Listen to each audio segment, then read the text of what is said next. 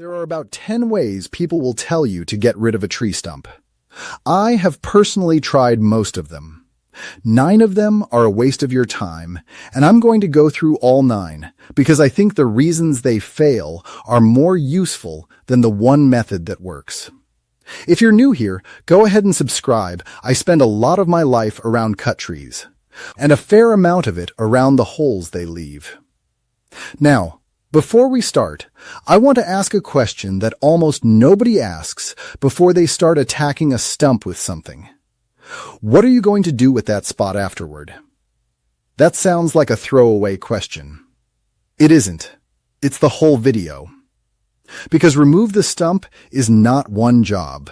It's about 4 different jobs wearing the same name, and almost every failure I'm going to describe comes down to somebody picking a method for one job and expecting it to do a different one. If you want to mow over that spot, that's one job. If you want to plant grass there, that's a slightly bigger one. If you want to put a fence post in that exact hole, or a shed pier, or a footing, that's a much bigger job. And if you want to plant another tree right there, that's the biggest one of all, and I'll get to why that one's a trap. The reason this matters so much is that a stump is not really the thing you're fighting. The stump is the handle.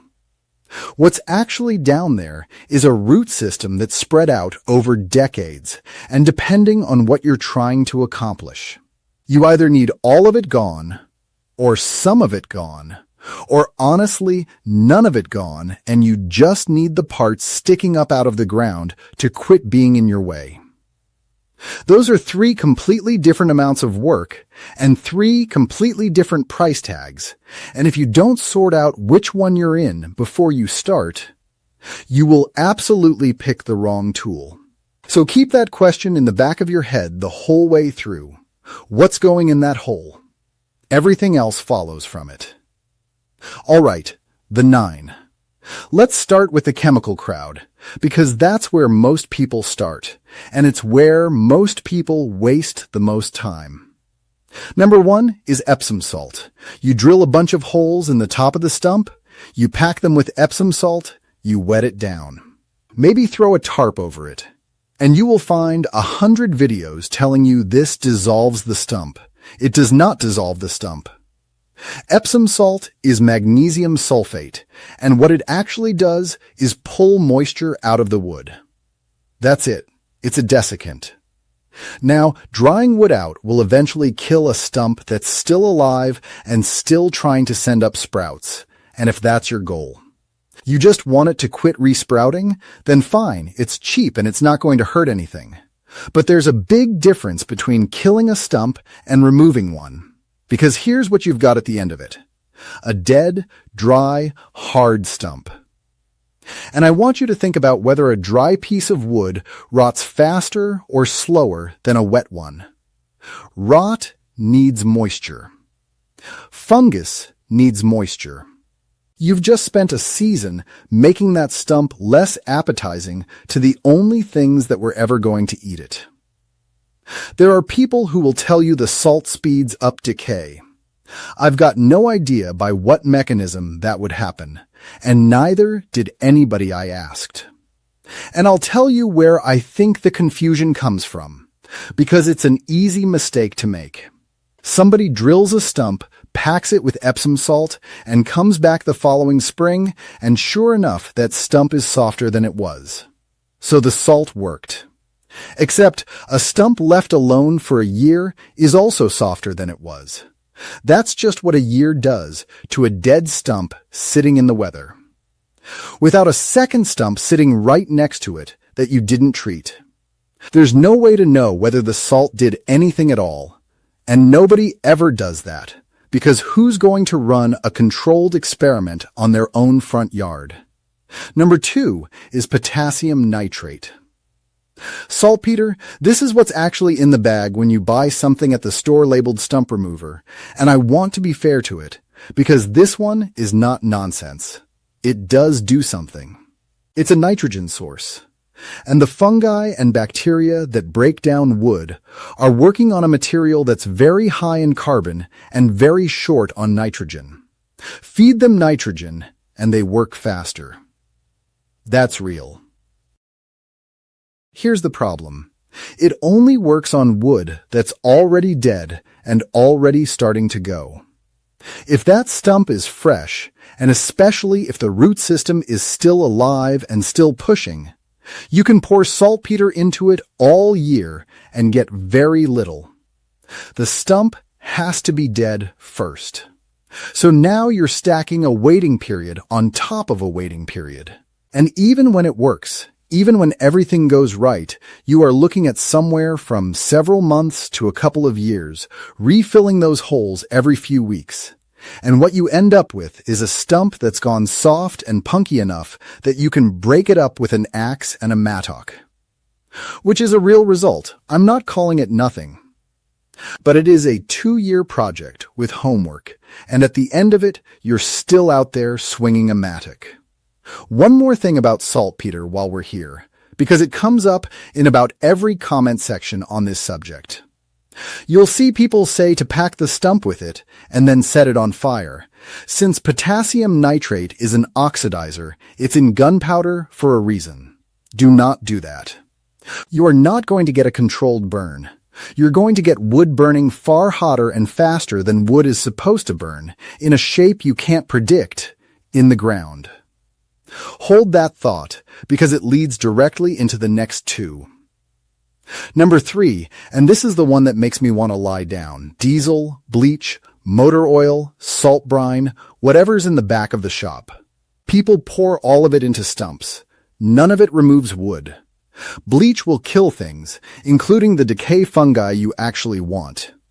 Diesel and used motor oil do essentially nothing to the wood and everything to your soil. And it will be in that soil for years, and if there's a creek anywhere downhill, it doesn't stay in your soil. I've talked before on this channel about how close I am to water here. There is no version of dumping used oil in the ground that I'm going to sit here and describe neutrally. I think what happened with this one is that people saw somebody soak a stump in diesel to help it burn, which does work for that purpose. And it got passed along until the burning part fell off and all that was left was pouring diesel on a stump and waiting. Which does nothing. The wood is still there, it's just flammable now, sitting in your yard. So that's the chemicals. 3 methods, 0 stumps removed, and possibly a contaminated spot. Now let's talk about fire, and this is where I stop being funny for a minute. Number 4 is just burning it. Pile wood on the stump, light it, let it burn down. Number 5 is the accelerated version I just warned you about, the one with the saltpeter under it. Here's what's wrong with both, and it's the same thing. A stump is not a piece of firewood sitting on the ground. A stump is the top of a root system, and that root system runs out horizontally, often well past where the branches used to reach. And it runs through soil that is full of old root channels and duff and organic material. Fire follows it. A stump fire burns down into the roots, and then it goes sideways, underground, slowly, with almost no smoke, no flame, nothing to look at. It can smolder for days. It can smolder for weeks. And then it comes up somewhere you weren't looking. There's a name for it. Root fire or ground fire, and it's a documented cause of wildfires. My grandfather Walt watched a neighbor do exactly this. Burned a big fir stump down over a weekend, soaked it, felt good about it, went back to work. 3 days later, there was smoke coming out of the ground about 20 feet away, in a spot where there was no stump and nothing burning on the surface. It had walked there on a root. They got it. And it was not a big deal in the end, and Walt told me that story probably a dozen times, always with the same line at the end: the fire didn't go out, it just went quiet. And I live in wildfire country. I've talked about that in the container build, about defensible space and why I'm careful about what I leave around here in the summer. So this one isn't theoretical for me. It's also flat out illegal a lot of places. And where it's legal, it usually needs a permit, and if you start something, you're paying for what it does.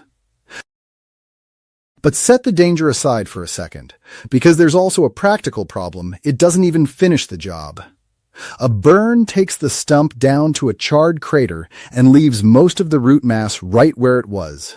So you've taken on a genuine fire risk to get a partial result. Number 6 is the truck. This is the one everybody's cousin has done.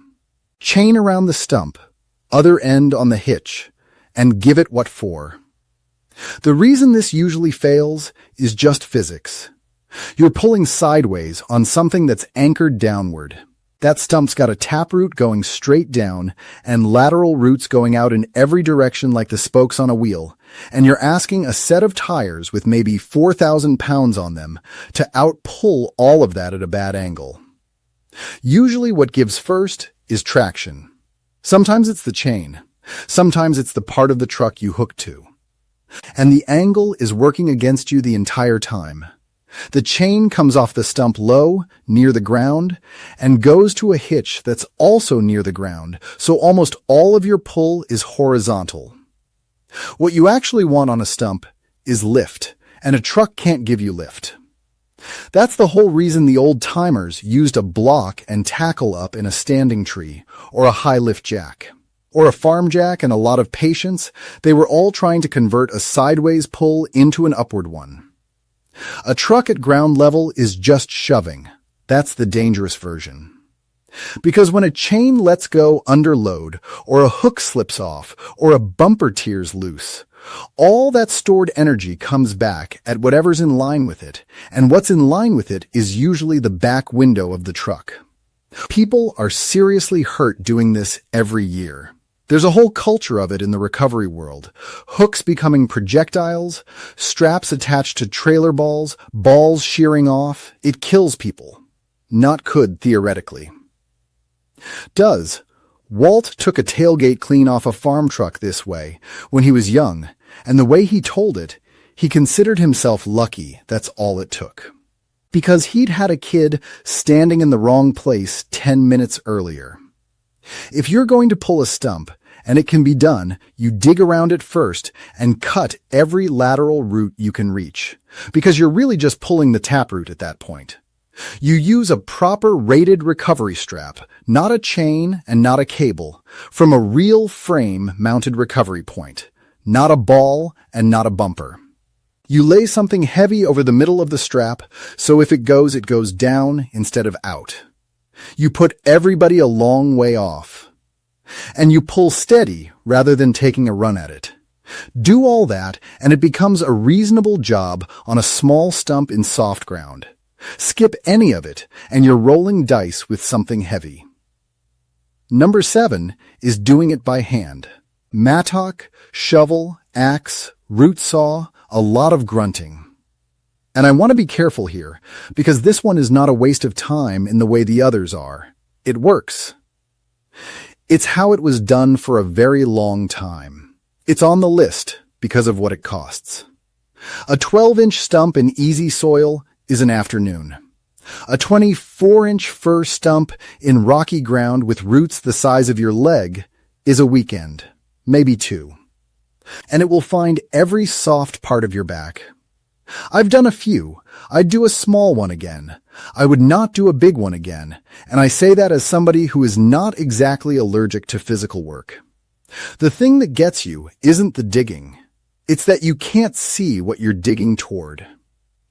You'll get a nice trench going around the outside, feeling pretty good about your progress.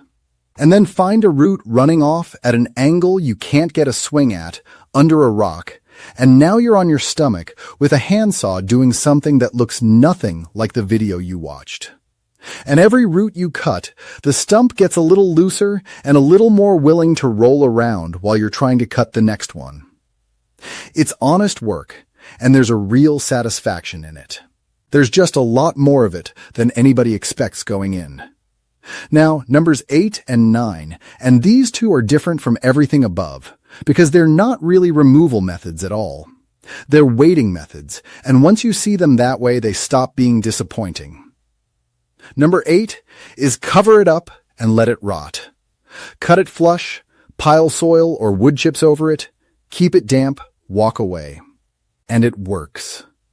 Wood in contact with wet soil rots. That is the most reliable process in this entire video. The catch is the timeline. Depending on the species and your climate, you're looking at years. A soft wood in a wet climate, maybe 3 or 4. A dense hardwood in dry ground, you can be waiting a decade.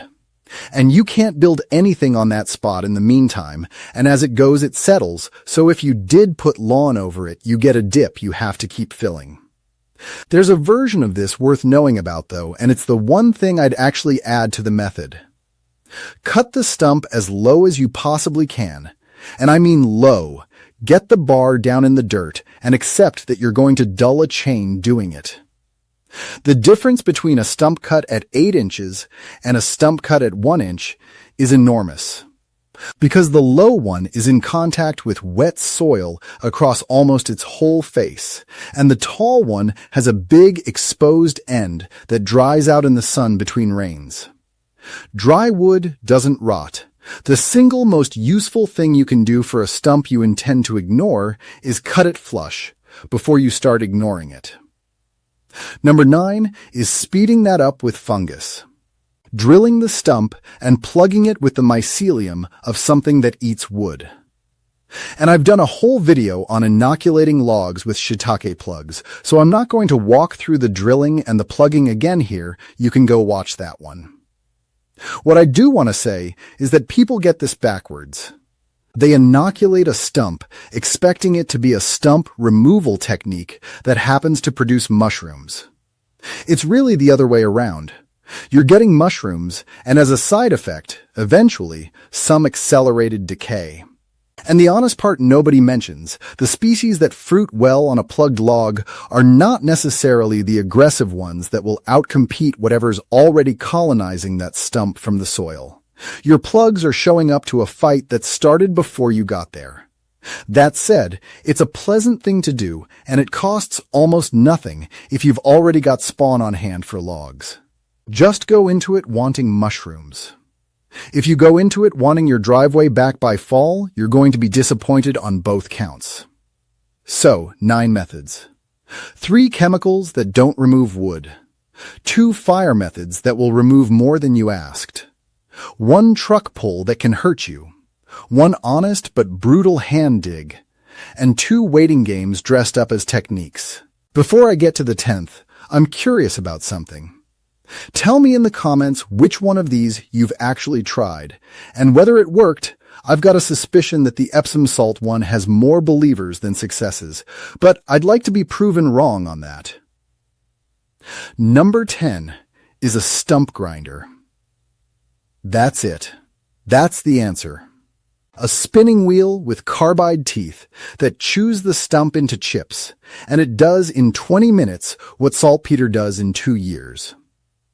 But I'm not going to just say, rent a grinder and roll credits, because there are 2 things about grinding that people find out too late. The first is money. And the math is not as obvious as it looks. Hiring it done runs somewhere around $2 to $5 per inch of diameter, and most outfits have a minimum in the 100 and something range for showing up. So a single average stump lands somewhere around $250. Renting a machine yourself is $200 to $400 a day for a decent one, plus a deposit plus fuel, plus a trailer and a truck that can legally pull a 1,000-pound machine. Which means for 1 stump, renting usually doesn't save you anything. You spend the same money to do it yourself, slower, on a smaller machine, with a learning curve. Rental units are less powerful than what a contractor rolls up with, and a stump the pro does in half an hour can take you 3 hours. Where renting starts making real sense is around 4 or 5 stumps, and it makes a lot of sense at 10. If you've got 1 stump in the yard, hire it. That's not me being lazy on your behalf, that's just where the numbers land. 2 things to know before you run one, either way. Call 811 before anybody grinds anything, and do it a few days ahead, because it's a free locate and a grinder will go through a gas line or a buried electric run without slowing down. That's not a repair bill, that's an emergency. And clear the area of rocks first, and keep everybody well back while it's running. Because those teeth throw debris hard, and they don't care what they pick up. If you hire it out, a decent outfit does both of those without being asked, which is part of what you're paying for. Second thing, and this is the one that ties back to the question I asked at the start. Grinding is not removal. A grinder takes the stump down 6 to 12 inches below grade and leaves the entire root system in the ground. Every lateral root, still there, still full of wood. For mowing, that's perfect. For lawn, perfect. Scrape the chips out. They're mostly wood, and they'll rob nitrogen from grass while they break down. Backfill with real soil. Seed it. Done. And there will be a lot more chips than you're picturing. A stump grinds up into a pile noticeably bigger than the stump was, because you're mixing wood and soil and air all together. Some contractors haul that off for extra. Some leave it, and it's worth asking which before you agree to a number. For a fence post or a footing in that exact spot, not good enough. You're going to hit root the moment you dig. And for planting a new tree in the same hole, that's the trap I mentioned. All that wood in the ground breaks down slowly, ties up nitrogen while it does, settles as it goes, and can host root disease. Move over 10 feet if you possibly can. If you truly cannot, that's the one case where you want the actual root ball out. Which brings me to the thing that's really the 10th method's other half. If something structural is going in that hole, you're not grinding, you're excavating. A machine with a bucket, dig around it, cut the roots, lift it out, backfill with soil. That's a couple $100 of excavator time in most places, and it's the only method in this entire video that leaves you with a hole full of dirt instead of a hole full of wood. And it's worth knowing that's a different phone call than the grinding one. A stump grinding outfit shows up with a grinder, and if you tell them you need the root ball out, they may not be equipped for it at all. So say what you're doing with the spot when you call, not after they arrive. Same question I opened with, just asked out loud to somebody else. So the real answer to what's the best way to remove a stump is a question, not a method. Mowing over it? Grind it. Building on it? Dig it out. Got no plans and no hurry? Cover it. Keep it damp. Let the ground handle it. And go do something else with your weekend. That one's free and it always works eventually. The 9 that don't work aren't stupid ideas. They're mostly answers to a different question than the one being asked. Epsom salt is an answer to how do I stop it resprouting. Burning is an answer to how do I get rid of wood in a situation with no roots involved. The truck is an answer to how do I move something heavy. People reach for a tool that's right for a job next door to the one they've got. That's the part Walt was actually good at, more than any technique he knew.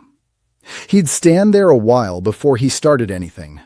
Drove me up a wall as a kid, because I wanted to be doing something. But I've come around to thinking that standing there is the work, and everything after it is just labor. I've got a big fir stump out behind the shop I've been ignoring for 2 years now, and by my own advice here, I ought to just leave it, because nothing's going there. So that's probably what's going to happen. I'll put a couple videos up here in the meantime, and I'll get back to ignoring that stump. I'm Cole Ashford. Thank you for listening.